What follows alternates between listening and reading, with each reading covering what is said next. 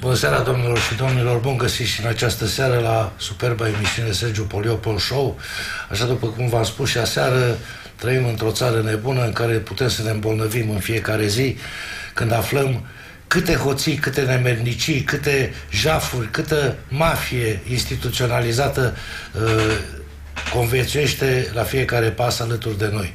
Domnilor și domnilor, astă seară nu voi vorbi despre nimic în ceea ce privește subiectele centrale. Ați auzit foarte multe despre cazurile pe care presa centrală le subliniază în fiecare zi. În schimb, noi aici în provincie avem foarte multe lucruri despre care dumneavoastră ar trebui să aflați mult mai multe, pentru că se întâmplă în fiecare moment alături de dumneavoastră și dumneavoastră sunteți implicați în desfășurarea acestor evenimente foarte, foarte grele, foarte rele, pe care dumneavoastră nici măcar nu înțelegeți că vă afectează în fiecare moment viața de zi cu zi. Și eu cred că o televiziune regională, cum este Capital TV, trebuie din când în când să mai atragă atenția și autorităților, indiferent că este vorba de poliție, parchet, DNA, ce știu eu, instanțe de judecată, și asupra necesității de a se apleca cu mult mai multă atenție asupra mafiei și asupra hoțiilor și asupra neregulilor pe care în fiecare moment cetățenii din provincie le suportă cu stoicism și despre care ba nu vor să vorbească, dar de cele mai multe ori nu au cui să vorbească și autoritățile sunt ba autiste, ba sunt implicate în mafia instituționalizată ce stăpânește teritoriul acestei țări vitregite de soartă.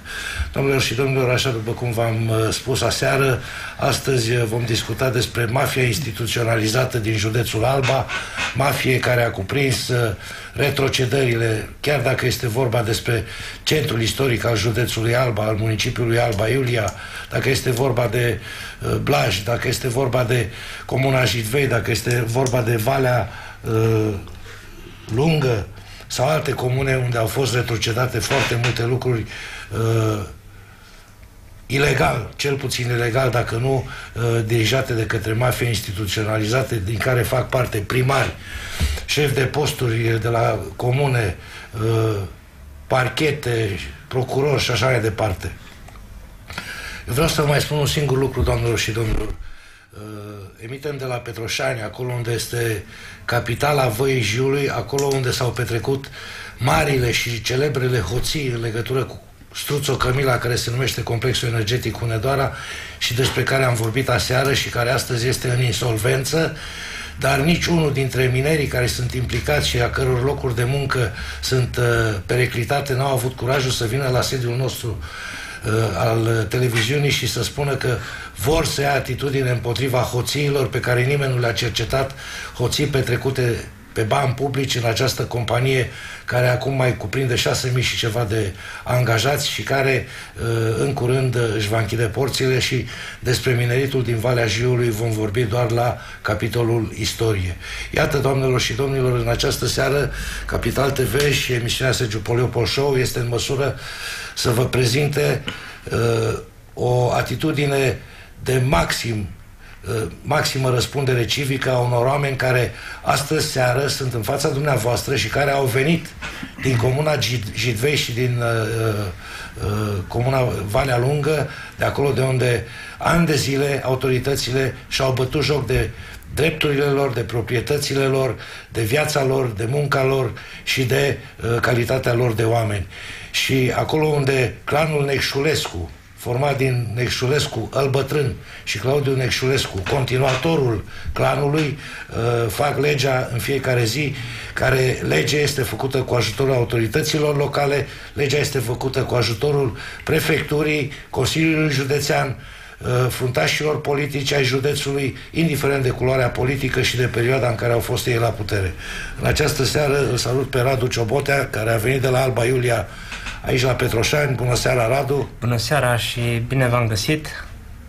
Mulțumesc tare frumos că ai putut să ajungi la Petroșani pe un subiect atât de grav și atât de larg răspândit și atât de puțin instrumentat de către presa cumpărată din provincie, care presă este aservită unor interese financiare și care de fapt evită să abordeze astfel de subiecte în care sunt implicați factori de conducere de la nivelul județului Alba, instituțiile statului care ar trebui să împartă dreptatea și ordinea, parchet, procuratură, poliție, instanțe judecătorești. Vom demonstra, doamnelor și domnilor, astă seară că datorită sau la vrerea, la voința unui șef de clan mafiot din Jidvei, un proces poate să dureze și 10 ani de zile, pentru că nu e așa. Judecătorii țin cont și de interesele acestor clanuri mafiote și care sunt de multe ori protejate. Am vrut să vă mulțumesc și eu pentru invitație și totodată să vă spun că fără acești domni care sunt lângă mine și care sunt cu mine, nu am fi reușit să ajungem atât de departe să spun și cu eu. demascarea acestor lucruri. Și asta am subliniat la începutul intervenției mele din această seară, faptul că acești doi domni cărora le mulțumesc frumos că sunt aici la Capital TV în această seară și care au venit de la Jidvei. Da, un drum lung. Un drum lung de vreo 200 de kilometri, 200 și ceva de kilometri, și vor pleca înapoi în creierul nopții pe un timp nu tocmai favorabil, cu ceață, cu foarte multe obstacole. Au fost în seara asta aici și au venit în seara asta aici pentru ca să-și strige nedreptatea, pentru că nu au avut altă soluție. Și mulțumesc domnului Moldovan Viorel, pe care îl salut. Bună seara! Bună seara! Și vă mulțumesc că ați venit la această emisiune și vă mulțumesc în primul rând pentru curajul de care ați dat dovadă atunci când ați zis că nimic nu este mai presus decât rostirea adevărului, și dacă am fi mult mai mulți în România asta care să târie în 4 labe în fața Uniunii Europene, care să spunem adevărul, lucrurile ar sta cu totul altfel în această țară jefuită, bântuită și vitrejită. Așa este.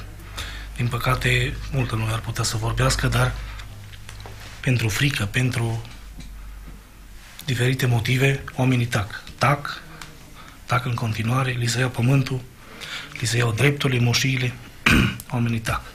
Pentru că probabil au un fiu angajat sau probabil din alte motive li frică să vorbească.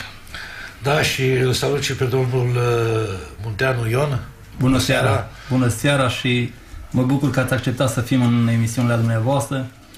Mi-am dorit de mult. Eu întotdeauna știu că pentru adevăr trebuie să plătești un preț. Și îți gata în orice vreme să plătesc prețul pentru adevăr. Și mi-am dorit mult și de mult timp ca să am ocazia asta să caut adevărul și să pot să-l descoperi. De-aia cred că prin dumneavoastră vom putea dezvălui adevărul care e foarte departe de noi astăzi.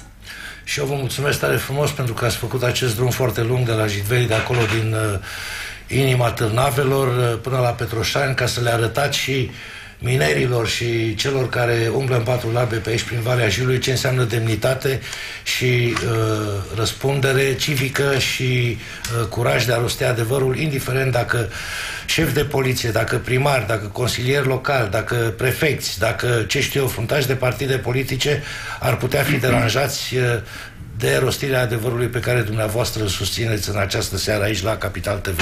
Dacă ești un om nepătat, cred că poți să susții adevărul în orice situație și în orice vreme. Dacă ești un om care ești curat.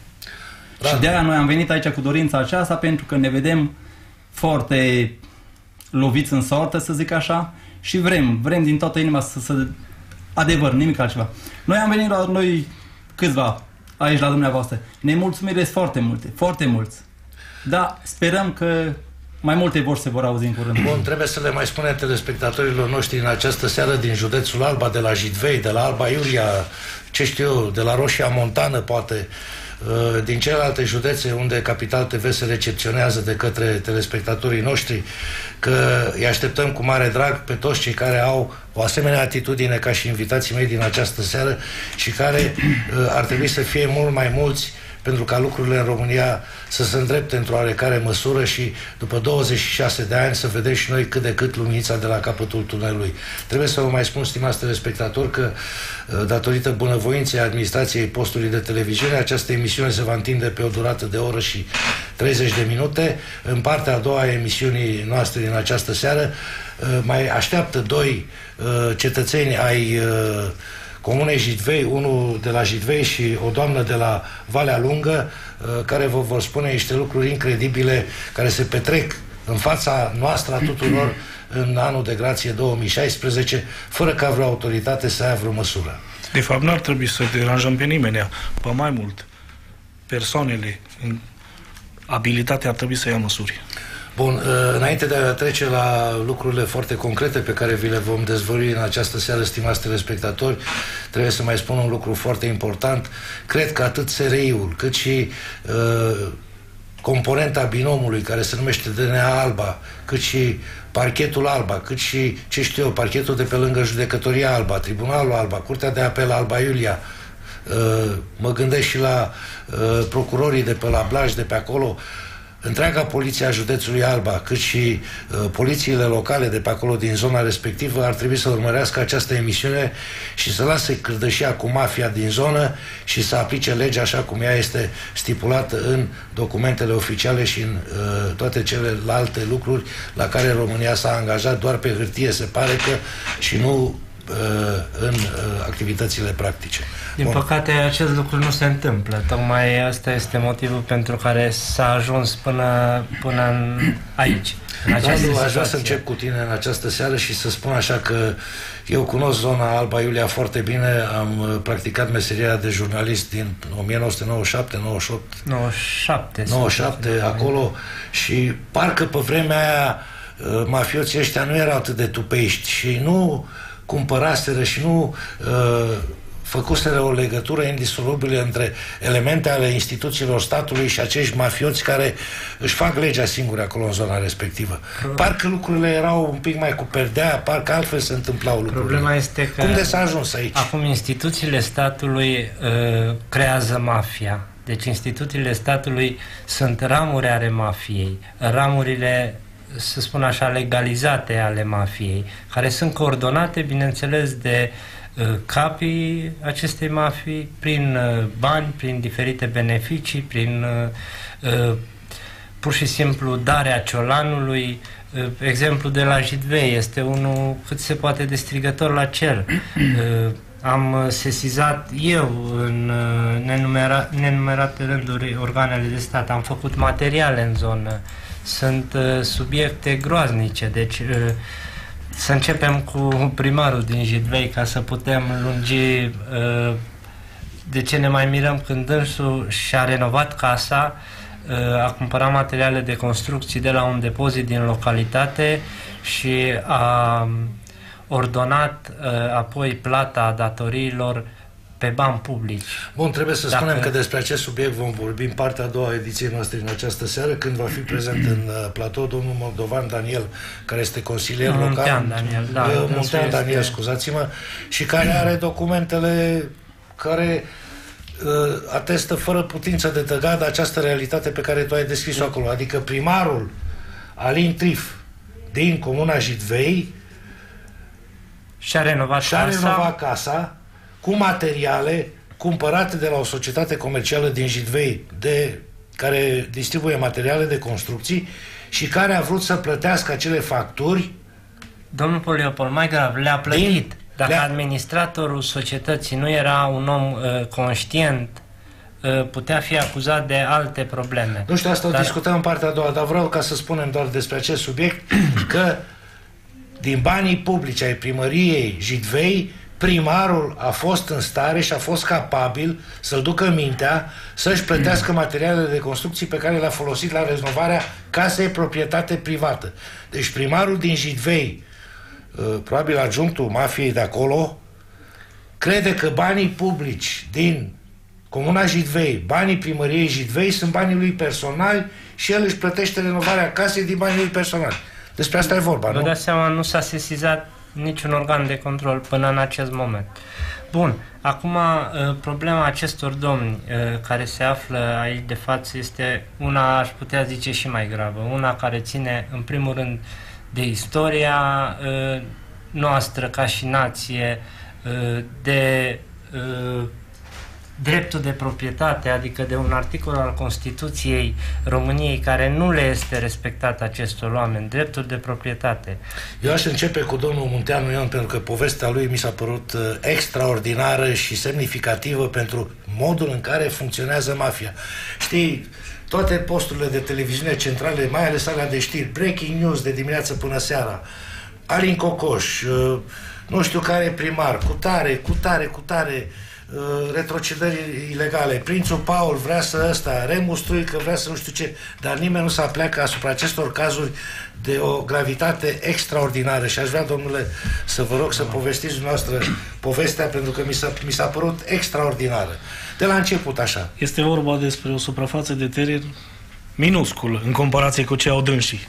4 hectare și jumătate de teren. Nu dânsii. Deci, haideți să... În ghilimele spus, dânsii. Toată lumea, toți cei care ne urmăresc în seara asta, în poveste este vorba despre SC Jidvei S.A. și alte societăți conexe, al cărui patron este Claudiu Necșulescu. Domnul Claudiu Necșulescu. Ce este SC Jidvei S.A.? Este Podgoria și Sâncramele, acolo unde se produce celebrul brand de vinuri românești Jidvei. Vă rog, domnule. Am aici... Dacă îmi dați mie... Pot să încep.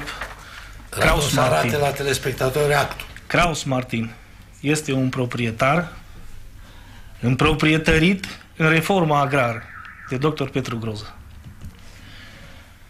Pentru faptul că a fost pe front împotriva sașilor hitleriști. A fost împroprietărit cu 4 hectare 60 de ari. Scuzați-mă, domnul Kraus Martin acesta era un sas, nu? Era un sas. Care sasul respectiv a fost împotriva sașilor conaționalilor săi, exact, care erau pro-hitleriști. Și el a luptat pe front împotriva conaționalilor săi din respect pentru România. Și din respect pentru România. Ca să avem noi o țară liberă sau nu știu cum să o numesc. Bun. Ce a făcut domnul Kraus Martin? A luptat pe front, a fost unde? În URSS? Până în Caucaz. Până în Caucaz. Îmi povestea, a fost pe jos până în Caucaz și am venit înapoi. Și a venit înapoi. Exact.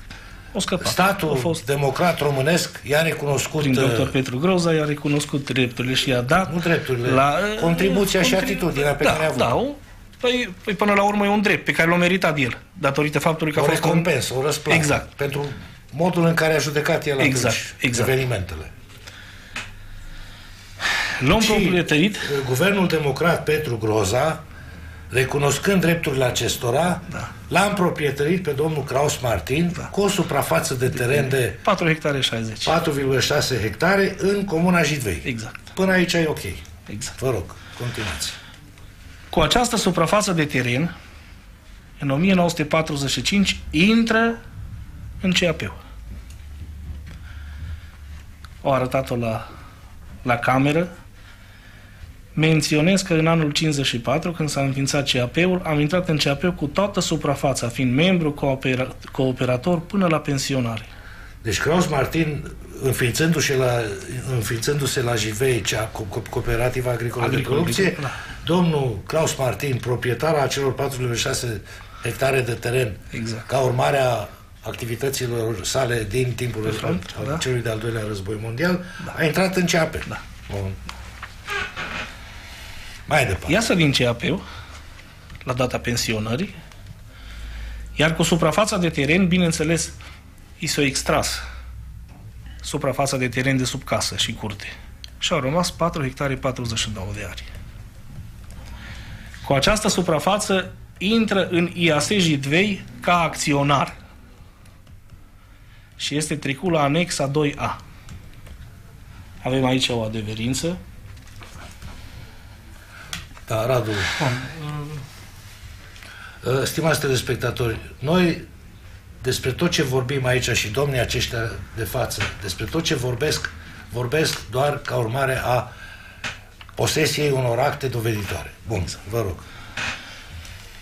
În 91, când se eliberează titlurile de proprietate, domnul Kraus Martin este scos de la anexa 2A, pentru că la anexa 2A trebuia să-i dea titlul de proprietate pe teren. Spunând în felul următor: pe terenul dumneavoastră s-a plantat viță de vie. Îl scoate de la anexa 2A și îl trece în anexa 19, în continuare acționar la Perla Târnavei S.A. Jidvei. Trebuie să le spunem telespectatorilor noștri că după evenimentele din 1989 din decembrie, în anii 90, IAS Jidvei s-a transformat în societatea comercială Perla Târnavei Jidvei. Exact, da. Cu acționar majoritar statul român. Cam așa, da. Acționar, dacă îmi dați voie să completez, acționar majoritar statul român și localnicii Comunei Jidvei. Cei care au participat cu terenul respectiv. Care au participat, acționari cu teren. Și atunci, Perla Târnavei Jidvei era o societate comercială cu un acționariat mixt. Da. O parte statul român și o parte persoane fizice care au participat cu teren. Exact. S-a creat o cooperativă internă a zonei. Da, dar era SC, Societatea Comercială Jidvei SA. Da. Deci nu era niciun fel de cooperativă. Cooperativa era altceva. Asta era o societate comercială pe acțiuni, cu acționariat, așa cum... Așa, bun, mai departe. În 2002, noi ne cerem dreptul de proprietate. Bun, trebuie să mai precizați pentru telespectatorii noștri, dumneavoastră, față de domnul Kraus Martin, ce calitate aveți? Noi suntem moștenitori, mai precis familia mea, socrii mei au avut un contract de întreținere cu Kraus Martin pentru casa și pământul pe care îl avea. Fiii lui Kraus Martin au plecat în Germania, iar Kraus Martin nu se putea întreține singur.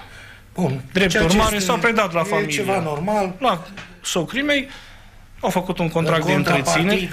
Pentru întreținerea domnului Kraus Martin până la decesul dânsului, familia noastră se obligă să îi acorde toate cele necesare unui trai decent. Inclusiv în mormântare, după date. Și la sfârșit, după decesul dânsului, conform acelui contract de întreținere, toate bunurile domnului Kraus Martin reveneau familiei dumneavoastră. Exact. Bun. Pentru că am avut animale, ne-am cerut terenul. Nu aveam unde să cultivăm. Ne trebuiau furaje. Ne-am dus la primărie, am făcut o cerere să ne pună la dispoziție suprafața de 4 hectare 42. S-a format o comisie, reprezentantul Perla Târnavei, era director domnul Brad Augustin, primarul și Comisia Locală de Fond Funciar. Cum am precizat și mai înainte, ne spune că pe vechiul amplasament era viță de vie plantată.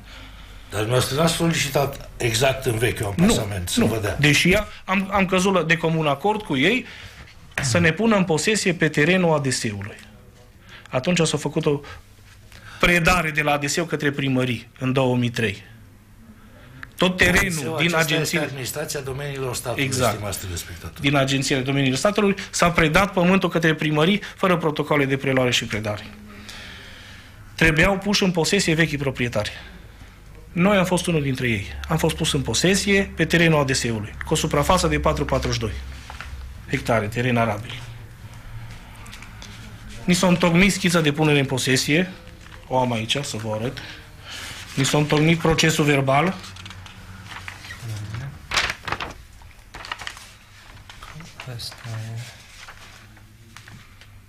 Da, hai puțin mai repede, că timpul trece foarte repede și avem foarte multe de vorbit. E schița terenului și așa mai departe. Urmau să fie trimise la OCPI pentru finalizarea titlului, pentru scrierea titlului de proprietate. Ce instituție asta? Cadastru. Oficiu de cadastru și publicitate imobiliară. Așa. Nu s-o trimis. Deci nici până în ziua de astăzi nu s-o trimis. Cine avea obligația legală să trimită? Comisia Locală de Fond Funciar. Care este subordinea cui? A primarului. Da. Vreau să menționez anumite aspecte. Aceste documente ar trebui avizate de Comisia Locală de Fond Funciar, care urmează a fi trimise la Comisia Județeană de Fond Funciar, care aprobă dosarul. Ulterior este trimis la cadastru, din nou la Comisia Județeană, unde este trecut titlul de proprietate. Deci, practic, după a doua intrare în Comisia Județeană sunt recunoscute aceste drepturi și atunci Oficiul de Cadastru și Publicitate Imobiliară înscrie dreptul dumneavoastră de proprietate. după nenumărate audiențe la prefecți, nu numai la unul, la mai mulți, la Ministerul Agriculturii, peste tot am făcut demersuri. Mai mult de atâta, Kraus Martin se duce în față la primărie, să-și dea ei foc, nu mai știu cum să-și manifeste nemulțumirea față de primărie și față de Comisia Locală de Fond Funciar. Într-un final, am repetat, ne punem în posesie, se schimbă primarii. Ne dă în judecată prin Comisia Locală de Fond Funciar, domnul Horhadioan, ca să anuleze schița de punere în posesie și procesul verbal, pentru că nu sunt datate și că Kraus Martin ar fi primit 50 de arii de teren, cu titlu, bineînțeles, și acționar la Gostat la Perla Târnavei în continuare în anexa 19. Avem aici hotărârile judecătorești. Bun, până la final, cum s-a soluționat în instanță această... De partea noastră, bineînțeles. Le respinge. Deci le respinge acțiunea. Le respinge. Avem aici hotărâre irrevocabilă. Ok, da. Deci, după rămânerea definitivă a sentinței, Radu, ce s-a întâmplat? Bun, aș vrea să reiau înaintea de când a venit nou primar de care spunea domnul. Ce se întâmplă? Deja la nivel național se începea privatizarea acestor societăți comerciale la care acționari era statul român și o parte din localnicii comunei. Acest, să zic, episod de privatizare a societății comerciale a fost pus la punct și bine gândit de la început de această mafie de care povesteam la începutul emisiunii. Deci, practic, totul a fost premeditat. Majoritatea primari care s-au perindat pe fotoliul de primărie s-au bazat pe un singur lucru. Oamenii sunt în vârstă, oamenii, dacă nu au bani să meargă în tribunale, și-au lăsat la voia... Deci, practic, au fost manipulați. Deci, în această perioadă despre care vorbim noi, ca să înțeleagă telespectatorii noștri, a avut loc procesul de privatizare în paralel cu problemele pe care dânsii dânsii mergeau pe partea dânșilor, iar statul român privatizase GJVSA, da? Da. Da. Deci aceste lucruri... Perla Harghitei. Perla Târnavei. Așa. Deci oamenii știe cineva cum a ajuns clanul Necșulescu în proprietatea acestei societăți? Dom'le, se știe, clar. Cum? Se ține ascuns. N-aș putea să... Deci eu după nu știu câți ani de zile n-am aflat încă. Nu știu nicio o poveste oficială. O fi avut ei bani la... Nu, sub nicio formă. Sau cum s-a întâmplat? În primul rând, în momentul în care ei... O secundă, vă rog. Când ei au venit la Jidvei, aveau o mașină ca a mea de bună. Deci vă dați cu seama câți bani au avut când au venit la Jidvei. Când au venit ei la Jidvei? Și cum au venit ei la Jidvei? 98, ceva de genul, 98. Când s-au început marile privatizări? Ei au fost... Deci când au venit, eu m-am mirat și eu când... Din București? Din Constanța. Din Constanța. Așa, bun. Deci când au venit la Jidvei, ce au făcut acolo? Cum de s-au trezit ei să vină la Jidvei? Nu știu exact cum au intrat în posesie la societățile astea, dar știu un lucru. Eu vă întreb așa, să vii din Constanța, să aterizezi la Jidvei, în centrul țării, trebuie să fi avut niște informații de la cineva, domnule, vezi că acolo e rost de... Nu înțelegeți că toată șmecheria a fost premeditată? Deci ei sunt niște săgeți, au fost trimiși ca niște săgeți. Vă dau exemplu, cum s-a privatizat utilajul la Alba, cum s-a privatizat refractara. Deci, cum s-a până la urmă, această prezență a clanului Necșulescu în Jidvei... A fost premeditat. Numai o secundă, vreau să spun așa. Dovedește fără putință de tăgadă faptul că în anii aceia securitatea, cei care dețineau informații, nu neapărat continuatorii securității, ce știu eu cine, aveau ca și obiectiv acapararea tuturor proprietăților din această țară prin intermediul unor săgeți. Cu alte cuvinte, familia Necșulescu din Constanța, prieten bun, nu știu ce, cu tare, băi, Claudiu, ia du-te tu la Jidvei, că acolo te ajutăm noi cu instituțiile, cu tot, și pui mâna pe Jidvei. Crame... Doar vinul care era în crame în momentul acela valora mult mai mult decât valoarea întregii societăți comerciale. Bun, o să discutăm și despre asta. Vă rog să continuați. Deci, active și a sosit Necșulescu cu ce mașină? Cu Dacia, nu? Sau cu ce? Avea un Mercedes rău de tot. Cobra, deci cineva mi-a zis, băi, zice, eu l-am sudat cu mâna mea, zice... Bun, și când deci eu l-am depășit de la Blaj. Deci, ei când au ajuns acolo în Jitvei, cum s-au recomandat? Nu știu chiar exact, fiindcă nu eram omul interesat de treburi din astea. Bun, dar s-au recomandat ca și proprietarea SC Jitvei sau cum? Nu pot să zic chiar cum s-o recomandat. Pentru că probabil că privatizarea acestei societăți nu s-a petrecut la Jitvei, ci s-a petrecut undeva la București sau în cel mai rău caz la Alba. N-am cunoștință de cauză. Eu vreau să vă spun niște întrebări la care de ani de zile nu primim niciodată răspunsuri. Deci eu sunt ferm convins că bani nu au avut, că dacă avea bani, vinea cu un Jeep cum au acum. Bine, erau și alte vremuri. E relativ să intrăm într-o discuție de genul ăsta. Bine, eu am vrut să subliniez treaba aceasta, aspectul ăsta. Am vrut să subliniez faptul că cineva din Constanța trebuia să fie foarte bine informat și informațiile nu le deținea nici Radu Ciobotea, nici dumneavoastră, nici eu, în legătură cu scoaterea la privatizarea acestei societăți și metoda și banii. Toate s-au făcut la fel în țara asta. De ce vă miră tocmai la Jitvei? De așa mulți securiști să fi fost în 89 încât... Cum să nu? Dar ei dețin și acum controlul, ei l-au deținut și atunci, ei îl vor deține mereu. Pentru că, în primul rând, noi, ca și cetățeni, suntem niște naivi și acceptăm acest lucru și, în al doilea rând, lipsa de informare a oamenilor. Deci oamenii... Bun, acum vreau să continuăm. Am înțeles. Dar acum vreau să continuăm cu treaba aceasta pentru că este foarte important pentru demantelarea acestui mecanism. Deci când au venit ei acolo, au venit cu un Mercedes Cobra și nu știu ce. Ce s-a întâmplat în continuare? Nu știu, că eu în 2000 am plecat din țară. Controlul, foarte bine spus de control. Pentru că, un simplu exemplu și de înțeles, pe înțelesul tuturor, din 2003, Krauss-Martin nu poate fi pus în posesie și făcut un titlu de proprietate, că doar cât trebuie să scriu un titlu de proprietate. Și ei îți puși în posesie nu cu 4 hectare, cu 400 de hectare. Și nu numai ei. Primarii, că eu puteam să menționez mai multe aici, să vă arăt, dar timpul vă presează. Puteam să vă spun cum Hor Hadioan ia pământul de la Krauss-Martin și îl împarte la membrii comisiei locale, la viceprimar, la primar, la șeful de post, tarara, câte 50 de ari la fiecare. Puteam, da? Pentru timpul dumneavoastră, nu. Păi îmi pare rău că ce se întâmplă? E vorba de control, cum a spus și dânsul. E vorba de control. Ei au pus control peste primărie și în primărie se duce tot felul. Și din primărie pleacă. Din primărie pleacă adeverință pentru că ne întreabă primarul de ce nu ați făcut demersurile pentru eliberarea titlului până acum.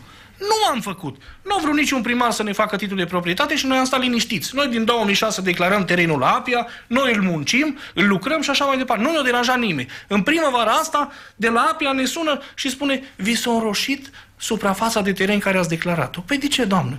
Păi de aia că a declarat-o și SC Jitvei. Păi cum a declarat-o SC Jitvei? Mă duc la primărie și întreb pe doamna Irina de la Registrul Agricol: doamna Irina, cine a dat adeverință de la poziția Krauss-Martin spre SC Jitvei? Și îmi spune: secretara a venit și a spus: cum îți permiți să nu dai adeverință la SC Jitvei? Pentru că SC Jitvei a venit și a cerut o adeverință pe 460 de hectare sau 20 de hectare. Cam așa ceva.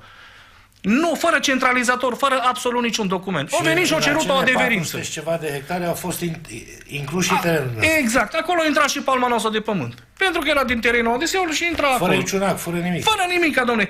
Ba mai mult de atâta, când cerem la SC Jitvei să ne pună la dispoziție actele cu care o declara la Apia, ne aduce schița de punere în posesie a lui Krauss-Martin. Vă și arăt aici. Câte... Nici nu știu cum să o numesc, pentru că îmi șterge mie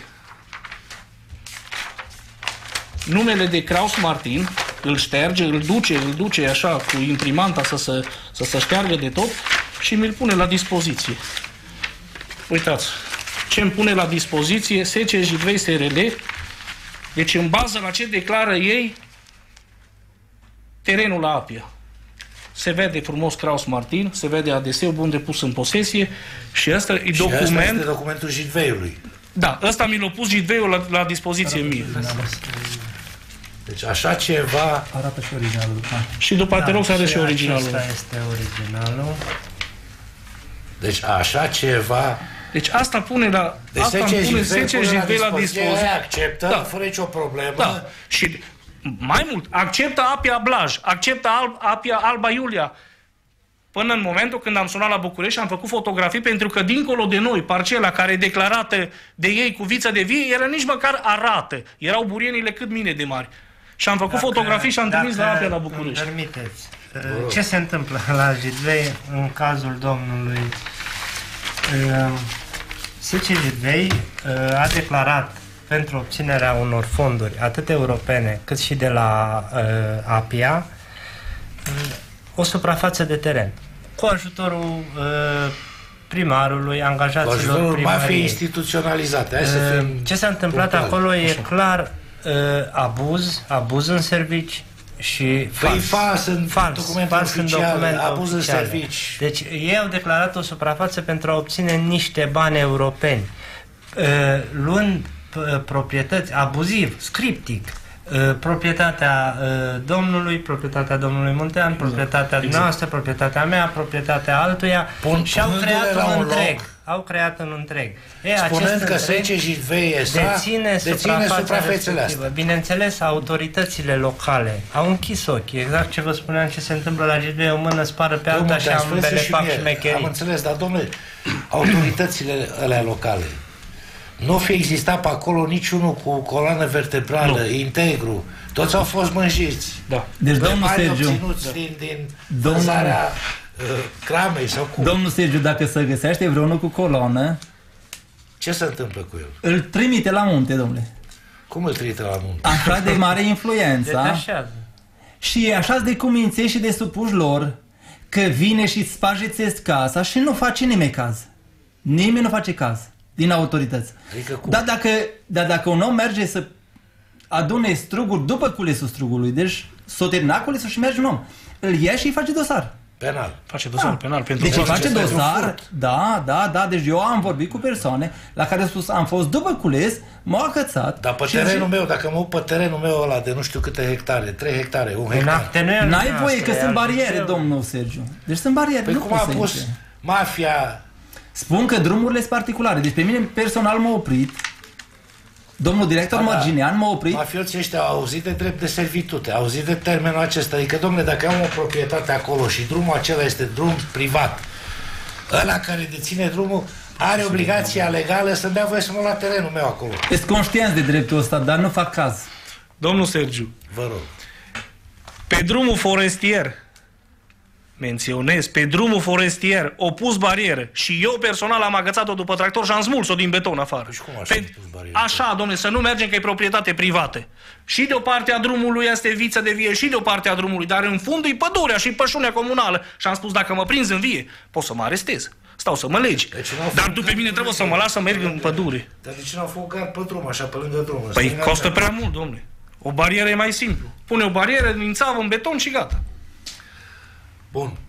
Haideți să facem o mică pauză de publicitate, să revenim în partea a doua a emisiunii cu domnul Muntean, care își va spune și el foarte rapid povestea și aș vrea, nu știu, dacă vreun telespectator are ceva de spus vis-a-vis de poziția pe care au avut-o invitații mei de la Jidvei în această seară și făcând referire și la mineritul din Valea Jiului, să o facă. Noi așteptăm la telefonul redacției și la telefonul nostru în direct de aici, 0254 54 400. Pauză de publicitate și revenim rapid.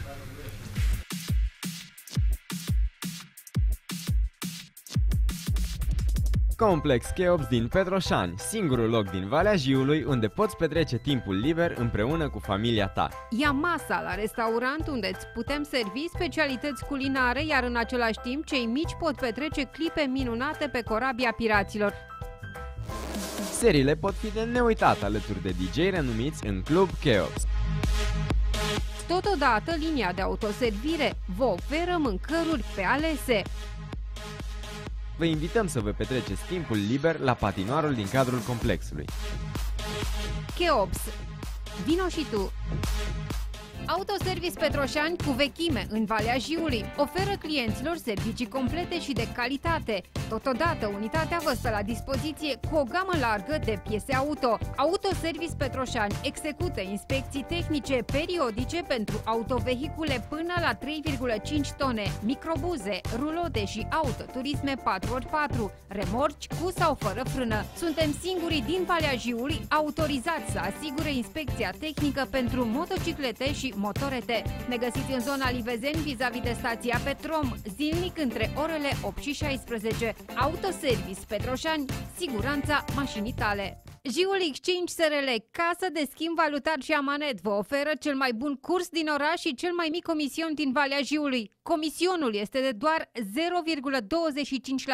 iar bonus ai 10 zile cu comision 0. Totodată avem servicii Western Union, unde valuta poate fi schimbată rapid și avantajos. Vă așteptăm la oricare dintre punctele noastre de lucru din Lupeni, zona Cinema, Petrila lângă Alazet și în Petroșani lângă Optica, dar și lângă Florăria Camelia. Jiul Exchange SRL, casă de schimb valutar și amanet. Diferența se vede în buzunarul tău. Vrei să dai o notă de eleganță evenimentelor din viața ta? Îți oferim spre închiriere o gamă largă de accesorii pentru nunți și petreceri. Avem accesorii pentru mașini, dar și diverse obiecte pentru colțul foto, cu care poate fi creat un cadru de poveste. Prețuri și detalii despre acestea puteți afla apelând numărul de telefon 0725 347 328. Alege accesoriile noastre și evenimentul tău va deveni unul de neuitat.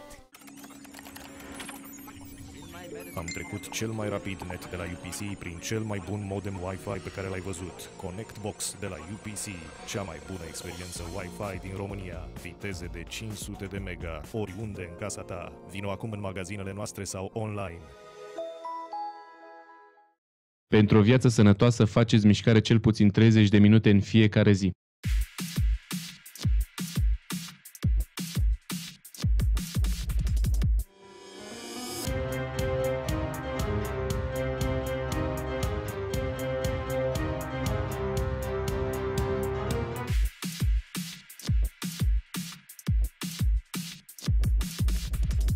Sunt Luche de la Lupeni și vă invit în fiecare joi, de la orele 18:30, să petrecem împreună în românește cu muzică bună, aici la Capital TV.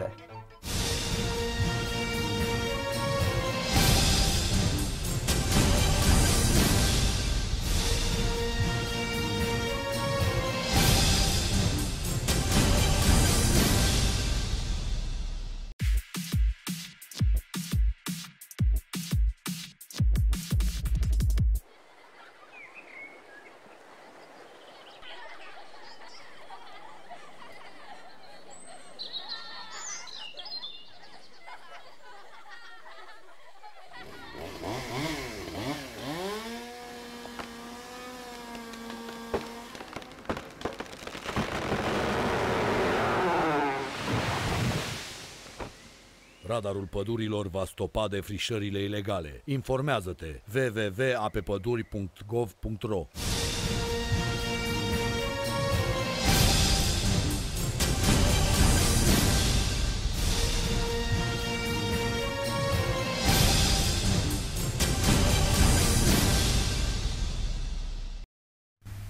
Din nou în direct, doamnelor și domnilor, pentru a doua parte a emisiunii noastre din această seară.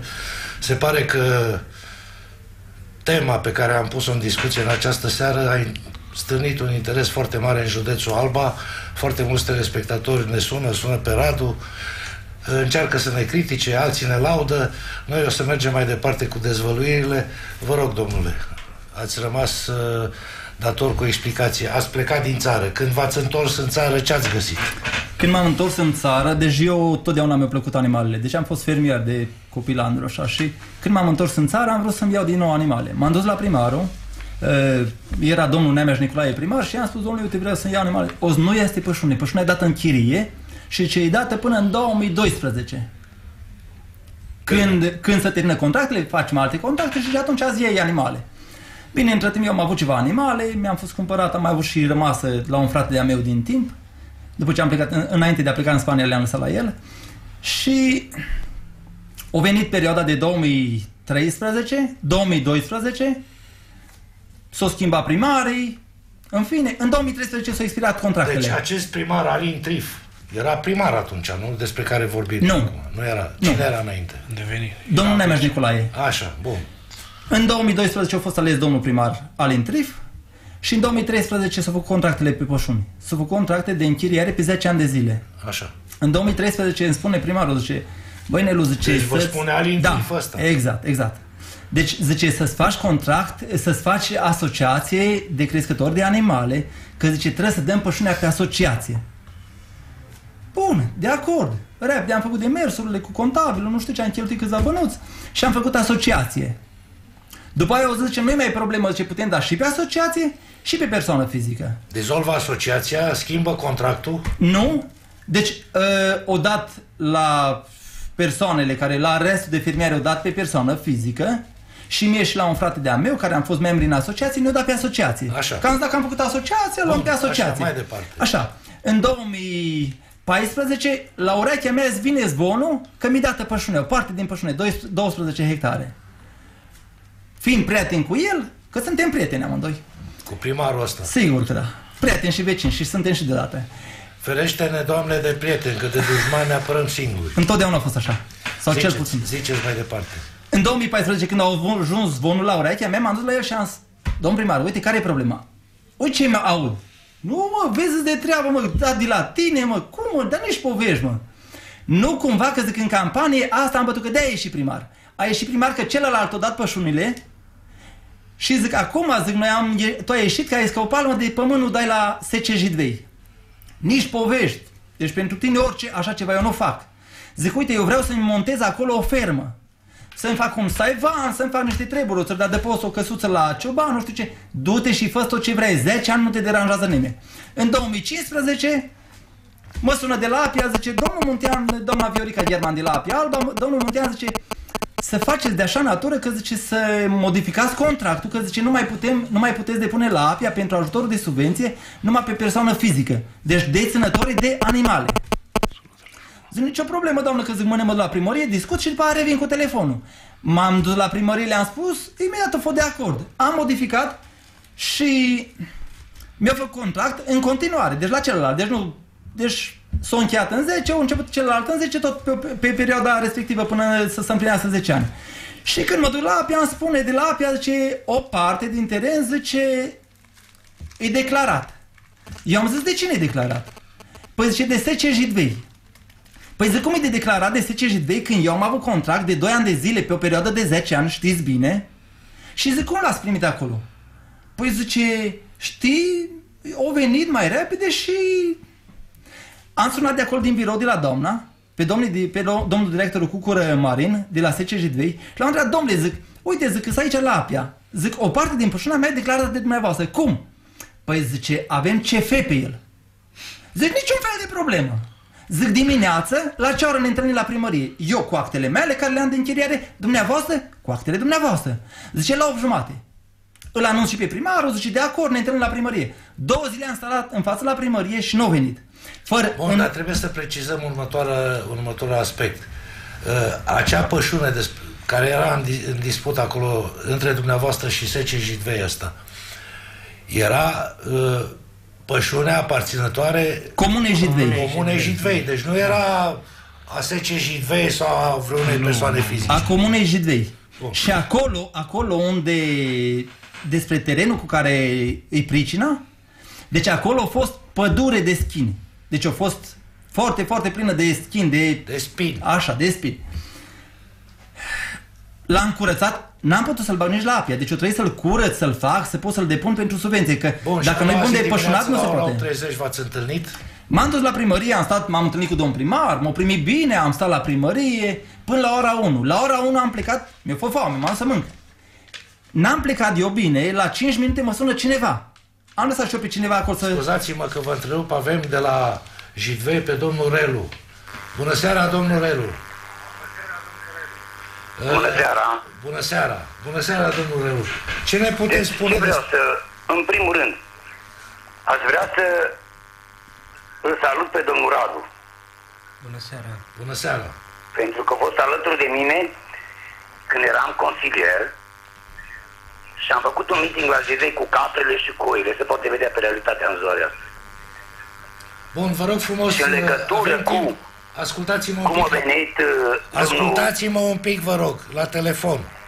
Dați mai încet la televizor acolo la dumneavoastră și ascultați-mă la telefon. Haideți că... Nu, că mă uit pe... Bărăie ceva, nu știu. Avem un zgomot de fond aici în platou și nu se poate așa. Deci eu mă uit pe internet... Nu vă uitați pe niciun internet, ascultați la telefon și vorbim prin intermediul telefonului. Alo? Da, zici acum auziți?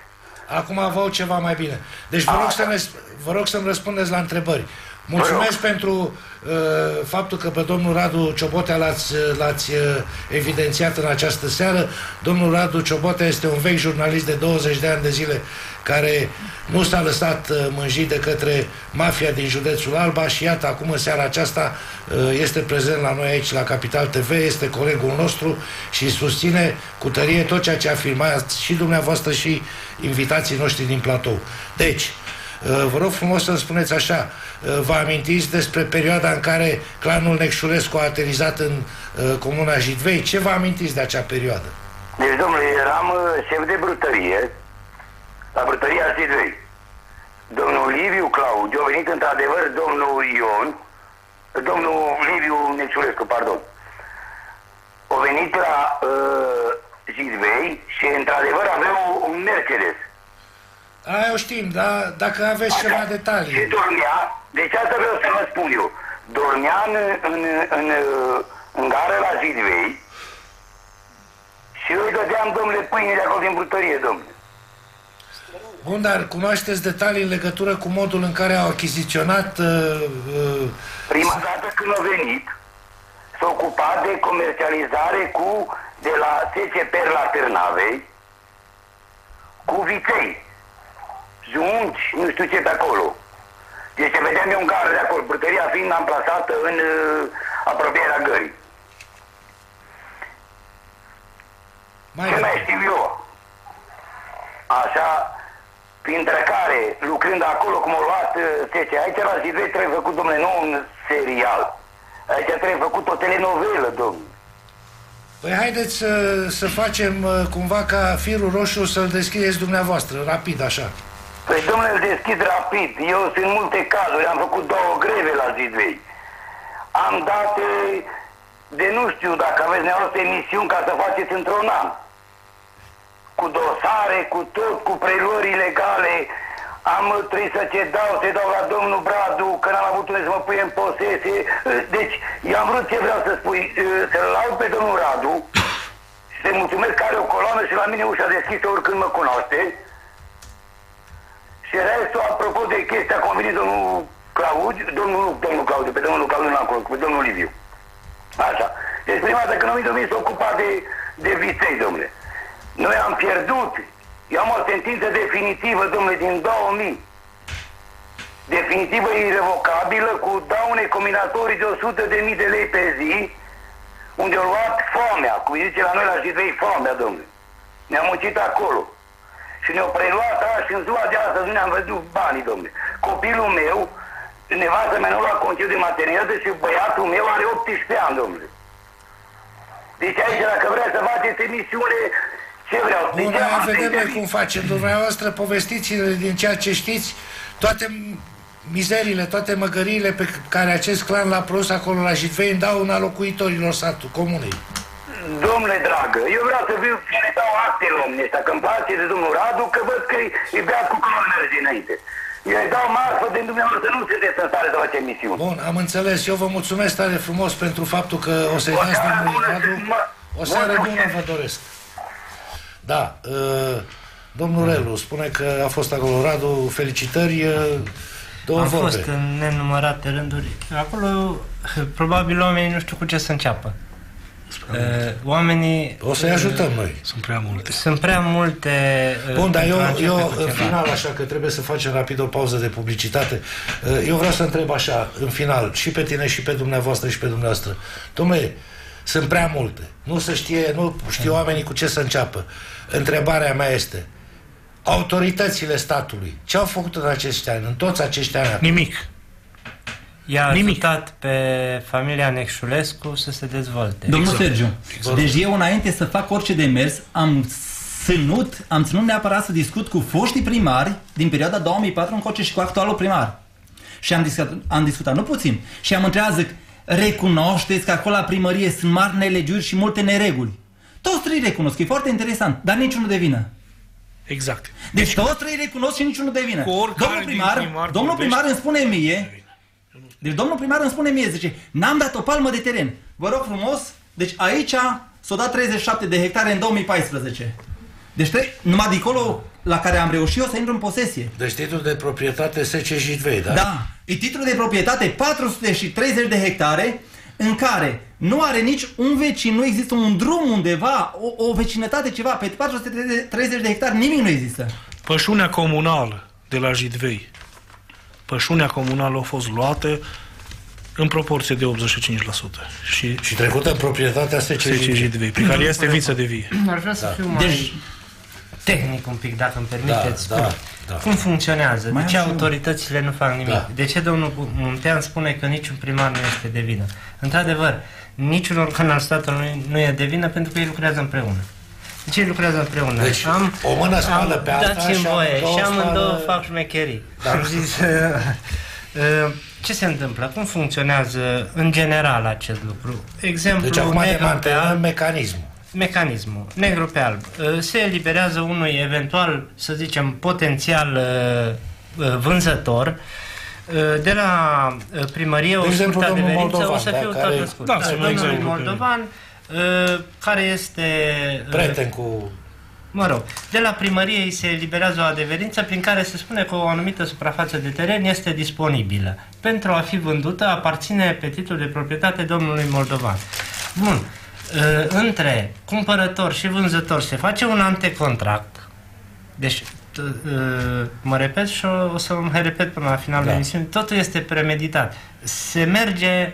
Deci mecanismul e foarte bine pus la punct și când se dă ordinul, se începe... Pornește un antecontract care are mai multe obiective, obligații, clauze, luat la cunoștință, ciudat, un antecontract care nu are nicio legătură cu organele statului. Asta se fac între vânzător, cumpărător și instituția notarului public. Corect. De asta există instituția notarului public, pentru a se face astfel pentru a legaliza astfel de antecontracte și contracte de vânzare-cumpărare între persoane fizice. Care sunt recunoscute doar în fața notarului.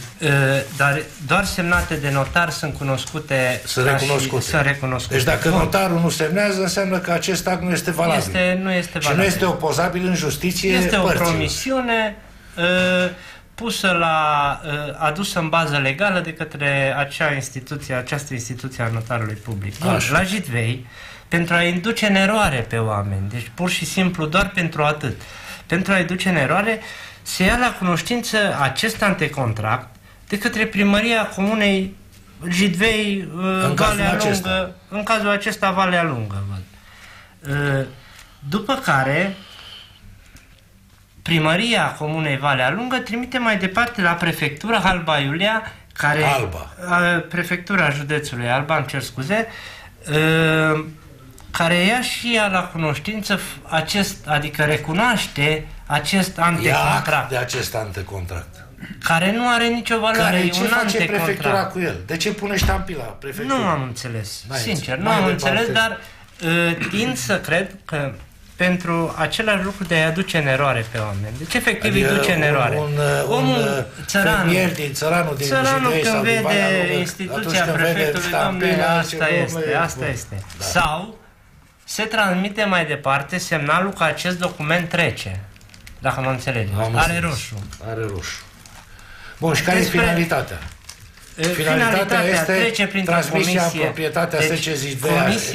Vreau să mai spun un lucru. Comisia de județeană, care este finalul acestui traseu al documentelor, este subordonată prefecturii județului Alba. Face parte din prefectura județului Alba. În momentul în care apare ștampila instituției în Comisia Județeană, vă dați seama că aceste lucruri, aceste documente trec fără nici cea mai mică problemă. Bun. Dacă mai aveți ceva de spus, am avut ceva documente foarte rapid, așa, pentru că trebuie să facem o pauză de publicitate și colegii dumneavoastră cu care ați venit la Alba Iulia, de la Jidvei aici, așteaptă. Vă rog. Nu. Vorbesc foarte repede. Vă rog. Deci e o problemă care aparține familiei. Vreau să vă spun felul câtă putere și câtă influență are SC Jidvei în primărie. Deci bunica mea are 87 de ari de vie. Deci terenul de vie. Pe adeverință n-are titlu. Așa o lucra ei de așa fel să nu intre posese la titlu.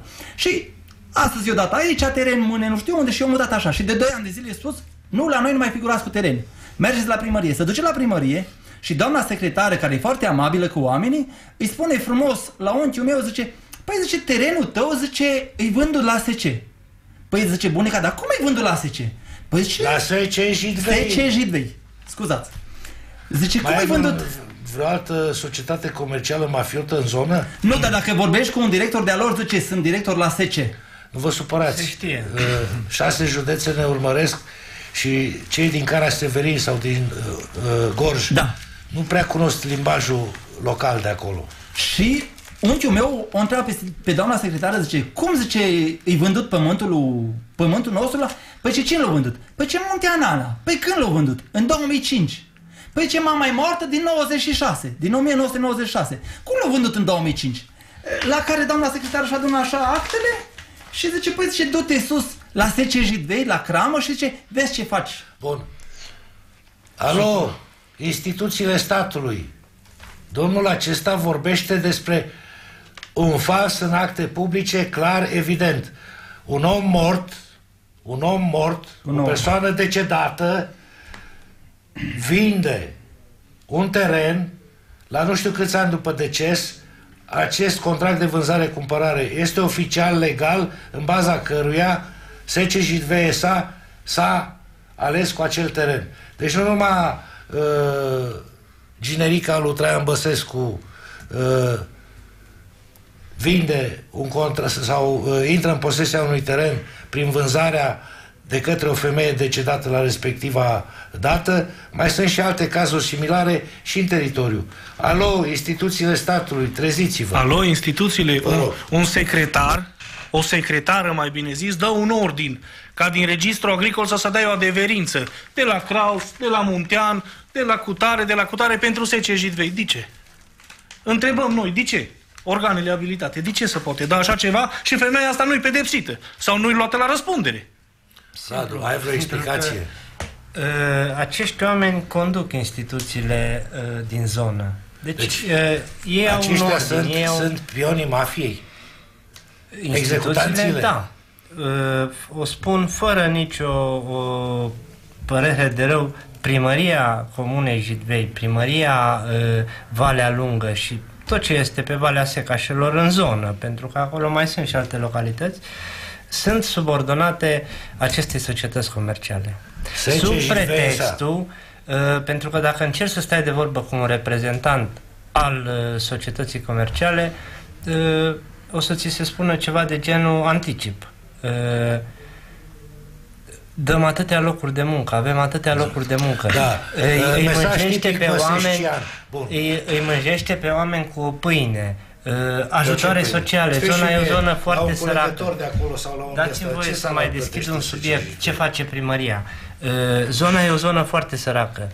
Oamenii foarte mulți trăiesc din ajutor social, n-au ce se încălzi, n-au ce pune pe masă, n-au. Primăria vine, îi ajută cu puțin, câte o pâine, câte o sobă, ce le dă acolo. Vine și ajută în numele SC Jidvei, primăria, pe bani publici. Nu avem nimic împotriva faptului de a ajuta pe oamenii ăia, dar nu le spăla creierii. Bun. Nu le cere recunoștință. Deci primăria, fiecare angajat al primăriei beneficiază zilnic de o pâine gratis de la SC Jidvei. Cinste lor că pot, dar care nu știu, mă întrebați pe mine. Nici noi nu știm. Bun. Și nu ne răspunde nimeni. Pauză de publicitate, revenim.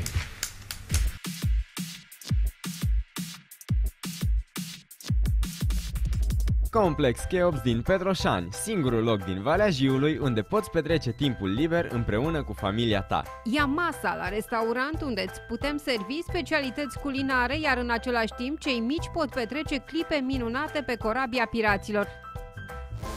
Seriile pot fi de neuitat alături de DJ renumiți în Club Cheops. Totodată, linia de autoservire vă oferă mâncăruri pe alese. Vă invităm să vă petreceți timpul liber la patinoarul din cadrul complexului. Cheops. Vino și tu! Autoservice Petroșani cu vechime în Valea Jiului oferă clienților servicii complete și de calitate. Totodată, unitatea vă stă la dispoziție cu o gamă largă de piese auto. Autoservice Petroșani execută inspecții tehnice periodice pentru autovehicule până la 3,5 tone, microbuze, rulote și autoturisme 4x4, remorci cu sau fără frână. Suntem singurii din Valea Jiului autorizați să asigure inspecția tehnică pentru motociclete și motorete. Ne găsiți în zona Livezeni, vis-a-vis de stația Petrom, zilnic între orele 8 și 16. Autoservice Petroșani, siguranța mașinii tale.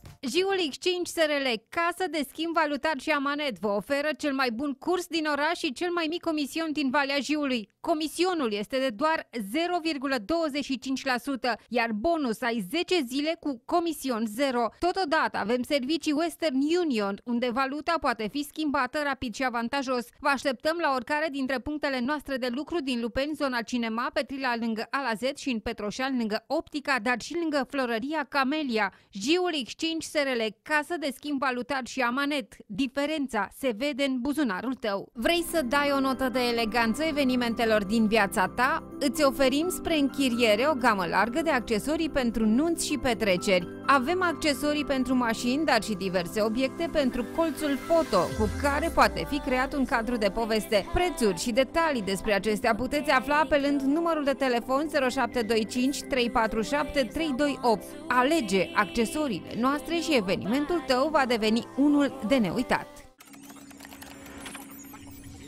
Am trecut cel mai rapid net de la UPC prin cel mai bun modem Wi-Fi pe care l-ai văzut. ConnectBox de la UPC, cea mai bună experiență Wi-Fi din România. Viteze de 500 de mega, oriunde în casa ta. Vino acum în magazinele noastre sau online. Pentru o viață sănătoasă, faceți mișcare cel puțin 30 de minute în fiecare zi.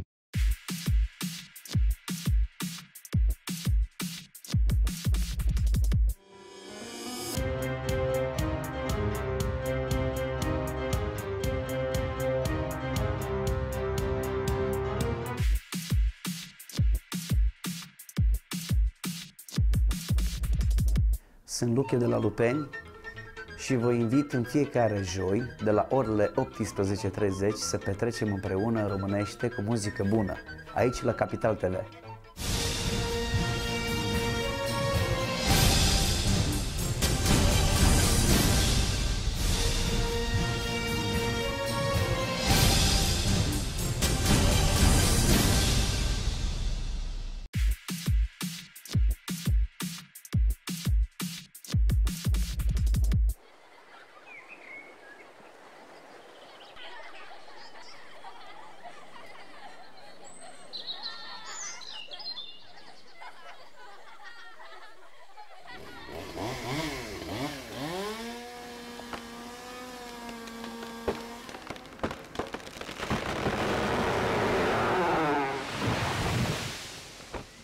Radarul pădurilor va stopa defrișările ilegale. Informează-te www.apepăduri.gov.ro.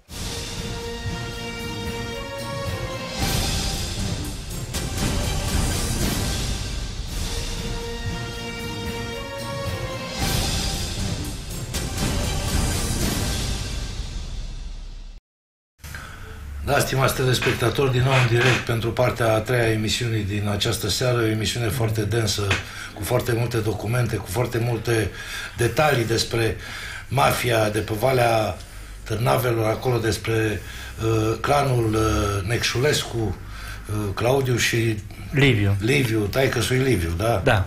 Așa.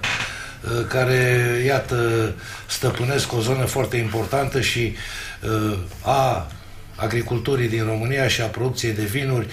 Se știe că brandul Jidvei este unul dintre cele mai apreciate branduri de vinuri din țara noastră, o țară cu vechi tradiții în viticultură și în producția de vinuri de calitate.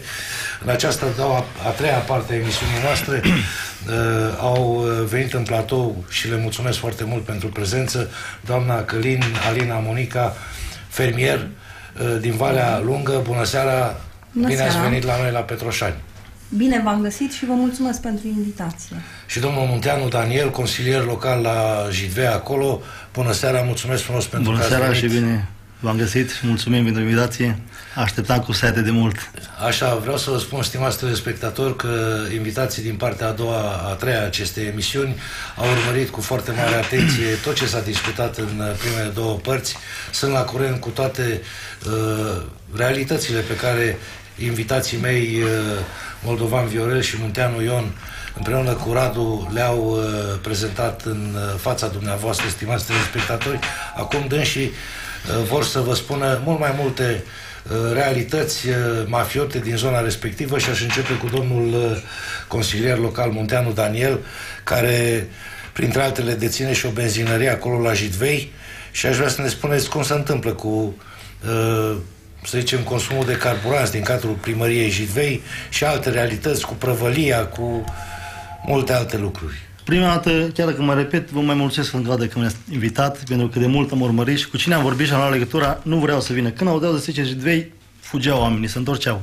Am dat de domnul Radu și mulțumesc că, uite, el m-a sprijinit și mă sprijină în continuare. Deci acolo la noi la Jidvei putem face un film, dacă vă uitați la Las Fierbinți, cam așa sună și acolo la noi. Primăria, poliție și tot ce este instituția statului. Deci acolo la benzinărie la mine, eu undeva mă simt trădat și mă simt vândut de individul ăsta, primarul Alin Trif.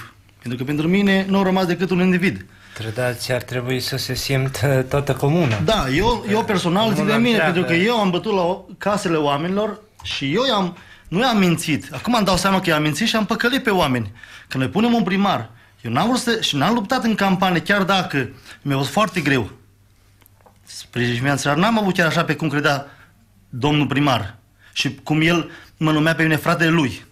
Eu pentru el am fost un frate. El pentru mine nu a fost. Vă spun și dumneavoastră, cum le-a spus și invitațiilor de la începutul emisiunii, ferește de... Da. De prieteni, că de dușmani ne ferim singuri. Păi mă feresc. Avem un telespectator din Valea Jiului la telefon. Bună seara. Foarte scurt, domnul Bună seara. Pârlea, foarte scurt voi și. Avem timpul foarte limitat și foarte multe lucruri. Este cumva cel de la Jidvei este cel care sponsorizează festivalul Strugurele de Aur de transmis la televiziunile naționale? Da, exact, și este un foarte apropiat al tuturor partidelor. Nu, de asta zic că e foarte interesant, pentru că ce se întâmplă? Acolo sunt foarte multe somități, inclusiv de la nivel național, care își fac prezența. Ar trebui să ne punem serioase semne de întrebare. Și eu sunt surprins cum Dumnezeu de în Alba se întâmplă ceva ceea ce eu mă așteptam să se întâmple doar în estul țării. Adică mă gândeam totuși că moții, și mai că mea e moțoaică din județul Hunedoara, dar mă gândeam, domnule, totuși că există o ținută, nu contează în ce funcție ești. Vă mulțumesc pentru atenție. Domnule Pârlea, vreau să vă spun că eu cunosc foarte multe din realitățile zonei de acolo, de pe Valea Târnavelor, acest clan care se numește Necșulescu. Domnul Poliopol, pentru mine e surprinzător ca în inima moților să se întâmple... Bun, domnul Pârlea, vreau să vă spun așa. Este surprinzător pentru dumneavoastră, pentru mine nu este deloc surprinzător, dar acest clan mafiot are o asemenea putere încât a pus botniță tuturor celor care au încercat să vorbească, așa cum de multe ori și în Valea Jiului se întâmplă, și așa cum acești oameni au avut curajul să iasă pentru prima dată pe un post regional de televiziune să facă asemenea afirmații. Vă dați seama cu câți bani furați din munca oamenilor și pe aceste acțiuni mafiote de retrocedări și de minuni de genul acesta reușesc să sponsorizeze acel festival național. Exact ca în filmul acela lui Principiul Dominoului cu Hagman, când la final e împușcat inclusiv vânătorul, cum ar fi, cam așa e și ceea ce se relatează. Sau Z, filmul acela grecesc. Eu vă mulțumesc tare frumos pentru intervenție. Neimaginat.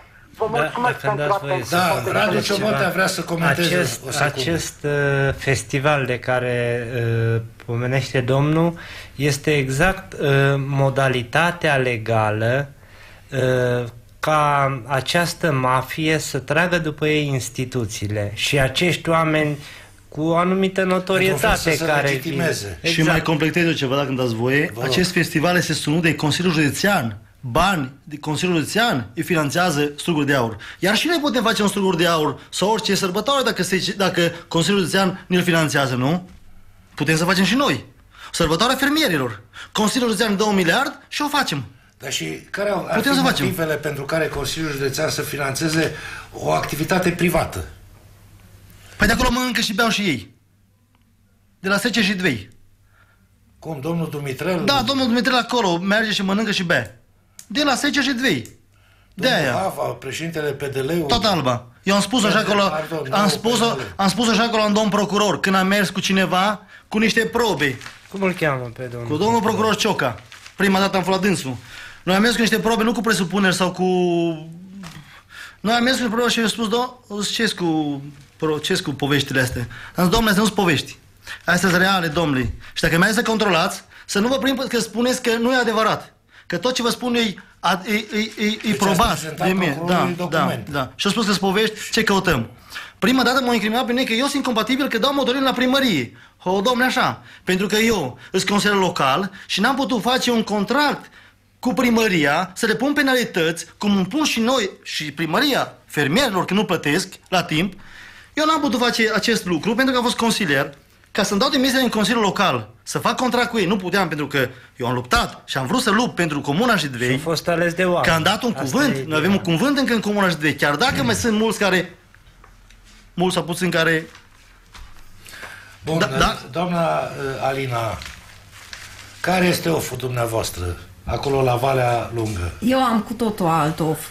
Vă rog. Oful meu nu ține de Jidvei, oful meu ține de procesele interminabile și de retrocedări, mai puțin, de procesele interminabile pe care le ducem cu primăria. Pentru că noi, după Revoluție, am avut animale. Și ca să nu mai avem, să nu le băgăm în curte și așa, am cumpărat un graj de la colectiv. Și am cumpărat și o maură cu ciocane, cu saivan, cu tot ce a fost acolo. Am aici procesul verbal de licitație. Am actele de la... Vă rog să le dați lui Radu ca să le arate telespectatorilor. Am actele de la bancă cu care mama și tata ori luat bani din bancă de ori plăti bunurile astea. Am aici alt proces de licitație cu care am achiziționat restul de bunuri din curtea CAP-ului. Am aici factura și pe factură e specificat cecul cu care și chitanța cu care s-o plătit. Și cel de-al doilea graj. Noi, bunurile astea pe care le-am achiziționat, le-am luat în baza legii fondului funciar, în baza legii 18, nu? În baza legii 18, da. Noi am achiziționat aceste bunuri după data de 20 iunie 1991, când au fost apărute precizările numărul 3 pe 474, care zicea care este regimul terenurilor de subconstrucții și a celor necesar utilizării normale a construcțiilor în cazul în care unele comisii de lichidare a CAP-urilor procedează la vânzarea construcțiilor conform prevederilor articolului 28 din lege. Articolul 28 din lege se referă la vânzarea și înstrăinarea bunurilor către persoane fizice autorizate care s-au constituit firme, dar care, dacă firmele nu sunt interesate, se pot vinde și persoanelor fizice. Nu era obligatoriu să fii constituit firmă ca să poți beneficia de ce scoteau ei la licitație. Și răspunsul la precizările astea dă că terenul ocupat de construcții și cel necesar bunei utilizări a acestor obiective urmează construcția. În acest sens, comisiile de lichidare vor emite actele necesare pentru notariate. Noi nu am primit în ziua de astăzi. Vă rog să mă credeți și 20 de ani, din 91 și din 92, când noi am achiziționat bunurile astea și nu putem să beneficiem de ele. Din cauza că atunci, la momentul respectiv, inginerii ne-au spus foarte simplu că ei nu cunosc metoda de a ne pune pe noi în posesie cu bunurile astea. Nu era o lege deși clară. Legea era foarte clară. În momentul ăla... Și precizările... Nu, dar 20 de ani nu s-a clarificat nimic. Nu, să știți că noi din 2005 suntem în tribunal ne-am săturat, acru. Și nu suntem numai ce spun instanțele? Păi instanțele ce să spună?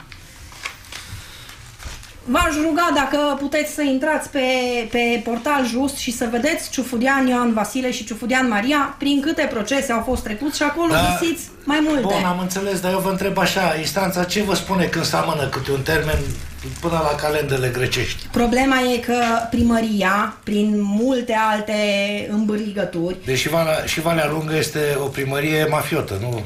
Putem spune treaba asta? Este în aceeași oală. E în aceeași Problema e că Sigur, noi de la primăria de la Valea Lungă nu putem să obținem acte. Noi dacă mergem și facem o cerere, avem nevoie de... Am făcut, noi de-a lungul anilor, am cumpărat pe lângă bunurile astea de la CAP, am cumpărat teren de la oameni. Și vrem să intrăm cu terenul în legalitate. Am făcut atâtea demersuri la primărie... Bun, și ce vi se spune? Dacă îmi dați voie... Vă rog. La primărie nu ne-au făcut titluri. Am încercat... Aia pe ce bani lucrează? Bani privați sau... Dacă îmi dați voie să vă arăt titlul de proprietate Valea Lungă, cum arată titlurile de proprietate la Valea Lungă. E foarte interesant, de-aia insist pe el. Dacă vă uitați la beneficiar, nu știu dacă ați mai văzut titlul de proprietate care să aibă, să zicem, moștenitor, o societate care nu exista în momentul în care aceste terenuri au fost retrocedate. Deci s-a împroprietărit o persoană juridică inexistentă la momentul emiterii titlului de proprietate. Exact. Domnule exact. consilier, ați vrut să interveniți, vă rog. Am vrut să intervin cu ideea cum noi cu această acțiune am vrut să o facem în 2012 când l-am ales pe domnul primar, Trifalin. Noi n-am mers în acțiune în comună să păcălim pe oameni să-l voteze pe domnul Alin Trif, că noi vrem să ne punem un primar al nostru personal. Pentru că tocmai asta pe mine nu are nimeni dreptul să-mi închidă gura. Pentru că eu vorbesc că nu sunt implicat cu nimica și nu mă poate... Da, eu vreau să vă spun ceva, n-ați bătut 200 și ceva de kilometri până aici la Capital TV în platou ca să vă dezvinovățiți cu ceva, pentru că nimeni nu v-a învinovățit cu nimica. Da? Acum vreau să vă spun așa, cine v-a învinovățit? Deci noi am vrut să punem un primar acolo care ne-a spus și-a dat cuvântul în fața noastră, așa că îl puneam să facă o declarație notarială, o făcea, că el a spus că el dacă vine ziua și le ajută Dumnezeu, tare s-o baza pe Dumnezeu el. Și eu mă bazez numai pe Dumnezeu. Așa, bun. Astea dă concediu la primărie, la doamne din primărie și domnule primărie și chemând DNA-ul și instituții abilitate care pot face control acolo în primărie la ilegalități. Că noi asta a luptat în campanie, ilegalitățile care îs. După ce a ajuns primara de o zi și-o băgat mâna în bani până aici.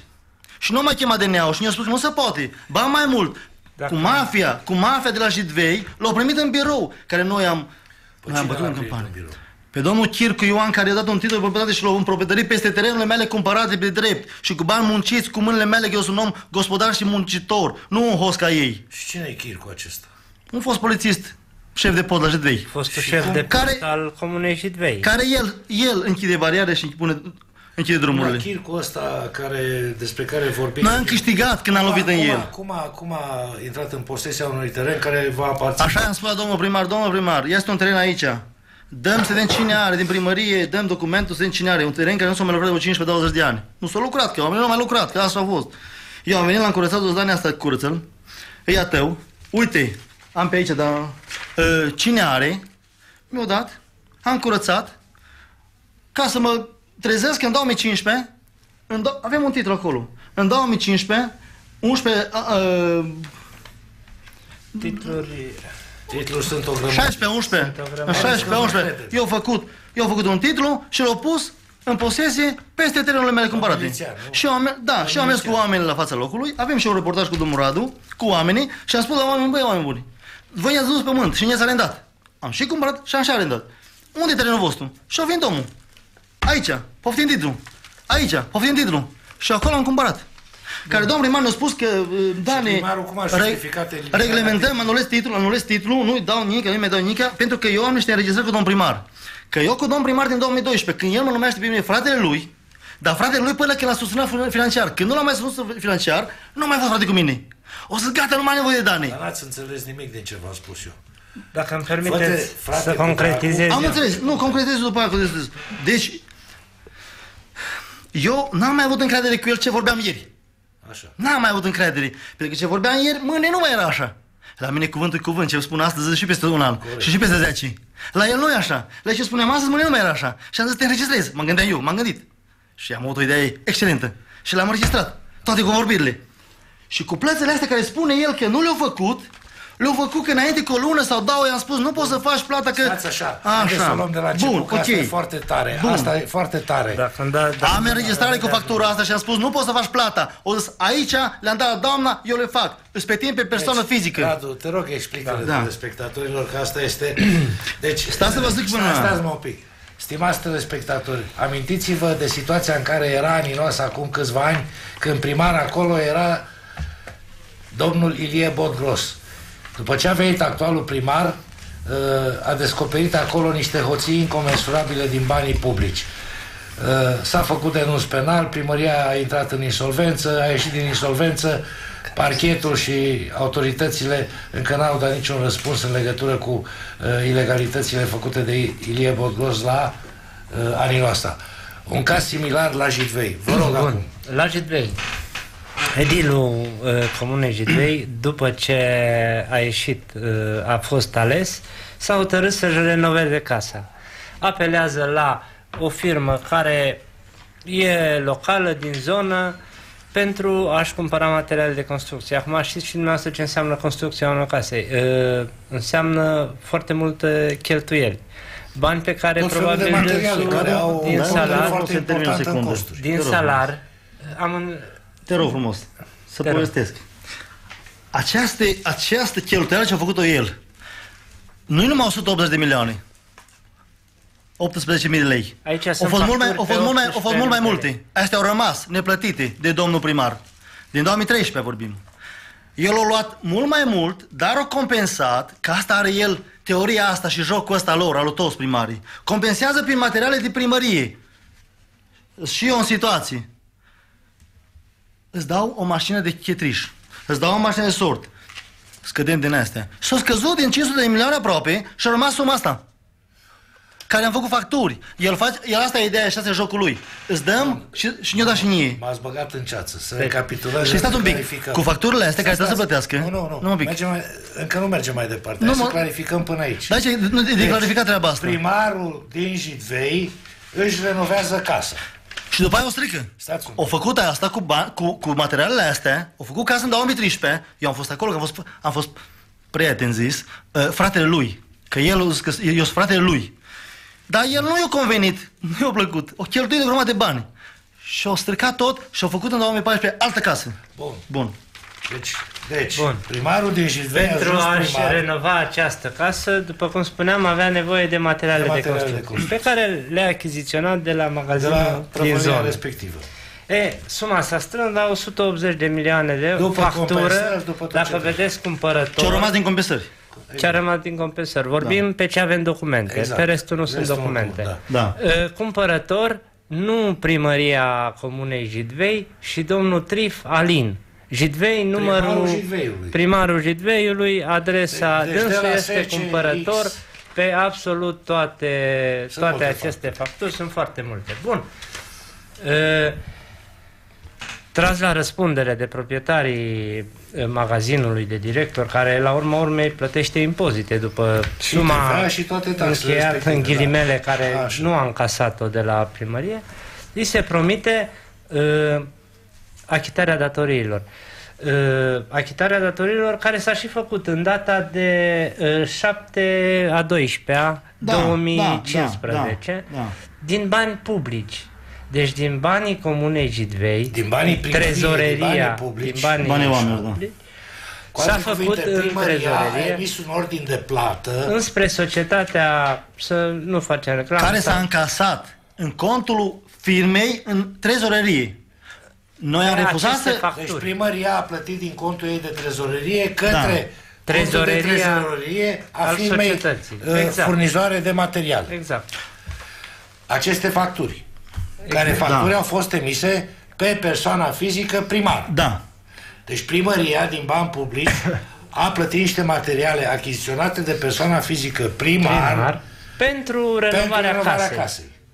Deci banii publici s-au dus în contul firmei respective în trezorerie pentru niște servicii oferite sau pentru niște materiale furnizate de către societatea comercială respectivă primarului persoană fizică. Mai departe. Domnul Poliopol, culmea este că a doua zi am prezentat public acest caz. A fost preluat de absolut toată presa națională. Nimeni nu s-a sesizat în acest sens. Toți au mușcat, să zicem, scuza domnului primar că este greșeala contabilei, neținând cont de faptul că orice plată se face dintr-o instituție publică se face cu acordul, semnătura se face de către ordonatorul de credit, care este primarul.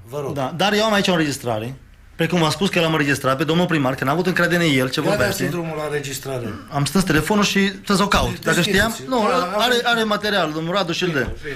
Eu îi spun, tu nu poți să faci plată pe facturile astea, că e pe persoană fizică, pe tine. Așa, și ce spun? Eu spun, le pun, le-am dat la doamna, asta e vorba de 2 luni. Nu că doamna a avut greșeală. La doamna de un an poate facturile astea acolo. Așa. Să facă plata, când am stat de el să facă plata. Eu o zis, domnilor. La doamna contabil. Doamna contabil, da, doamna contabil. Care doamna contabil nu a făcut o greșeală.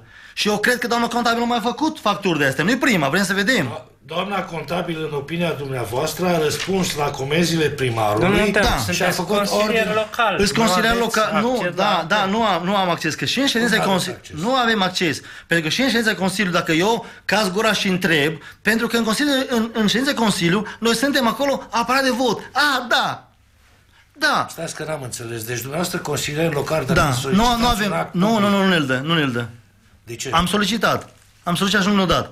Și chiar am făcut o contestație, pentru că în una din ultimele ședințe Consiliului Local, pe mine nu m-au invitat. Nici cu plic, materiale de ședință, care prin articol spune că cu 5 zile înainte, așa, cu materiale sau telefon. Ei s-au scuzat că m-au sunat, dar nu m-au sunat. Bun, ziceți despre convorbirea telefonică înregistrată. Păi avem mai multe și chiar așa asta cu privire la factură. Da, deci, el a spus că deci eu trag concluzia următoare. Contabila primăriei a primit ordin de la primar ca să plătească pe persoană fizică să plătească niște materiale luate de o persoană fizică din banii primăriei către societatea comercială respectivă. Exact, da.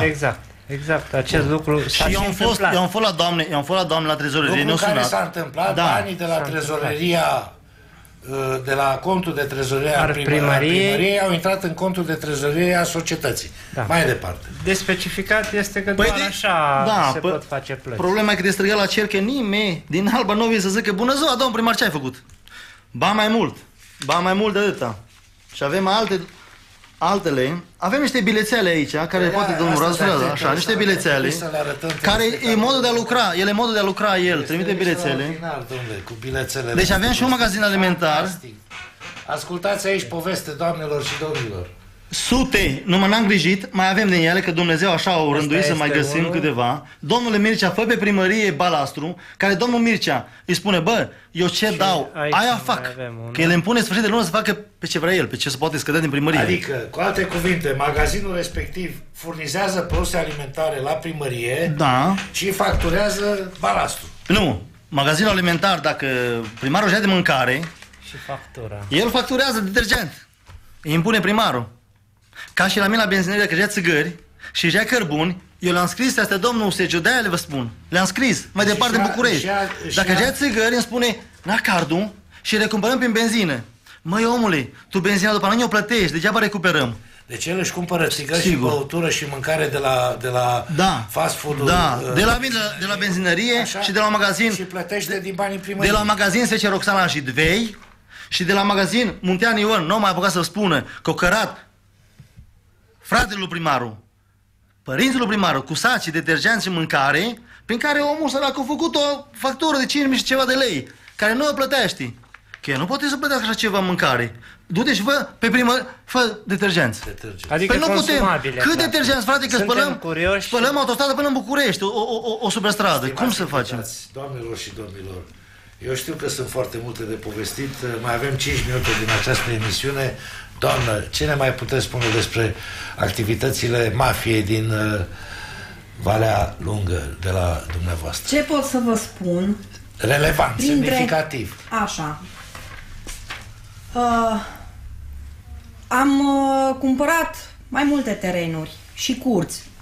Problema e că noi de câte ori vrem să intrăm în posesia unui teren cu acte în regulă și așa, ajungem în tribunal.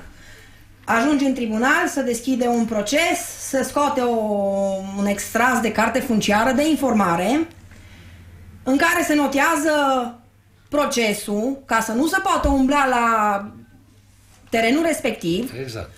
Și vine primăria, trece terenul în domeniu public, ulterior... Cum? Terenul fiind înregistrat la cadastru cu sarcini? Da. Deci cum face treaba asta? Să știți că nu știu cum face, nu știu cum reușește. Deci când se notează ca sarcină... Și uitați aici, scrie din 11.0, așa.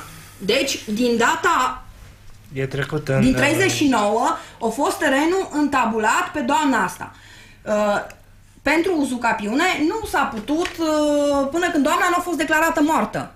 Noi am notat procesul în cartea funciară în data de 14 ianuarie și în data de 6 martie ei ori trecut terenul în domeniu public, ceva ce... Deși era... Notat în cartea funciară acest proces. Da, era notat. Și pe lângă faptul că era notat, după aceea apare la sarcini în data de 6/3, când ori fost ei și-or trecut terenul în domeniu public, ca fiind dat la cartea funciară de ei procesul, nu fiind notat de... Bun, doamnă, am înțeles. Domnul consilier. M-ați întrebat cu legătură cu benzineria. Deci acolo... Am deschis în 2011. Da.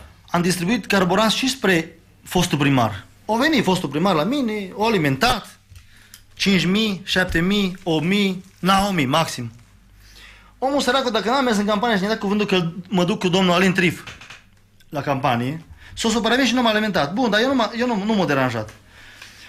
Ei, când a ieșit la primărie domnul primar, Alin, când a ieșit primar, o venit la mine, luăm carburant de la tine. Bun. Noi contract nu putem face, dar uite, un card primarului și un card viceprimarului. Vă dăm firma de software de la București, nu eu. Ia ce-a făcut el.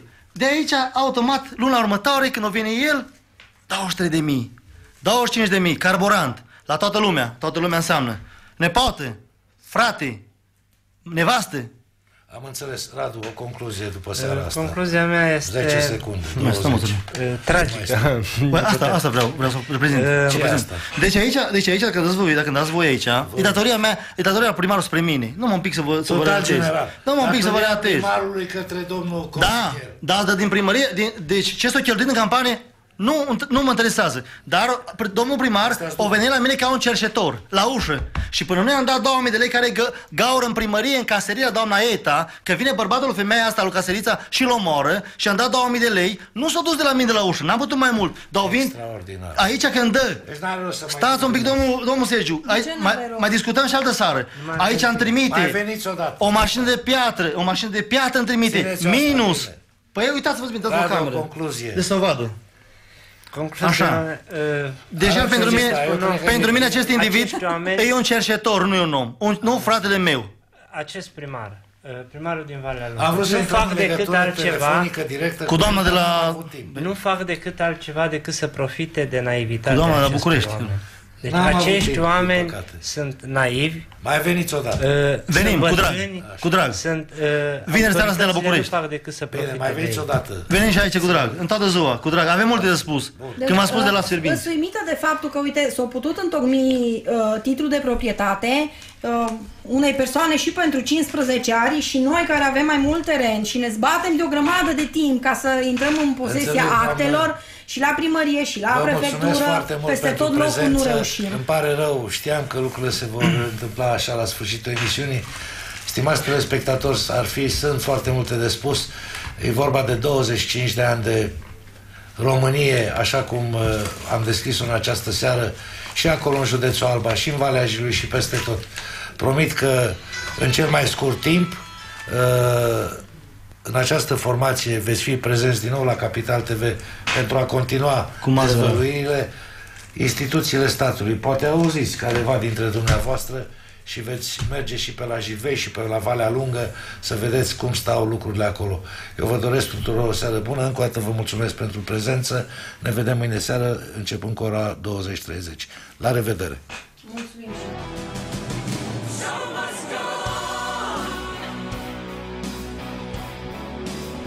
The show must go.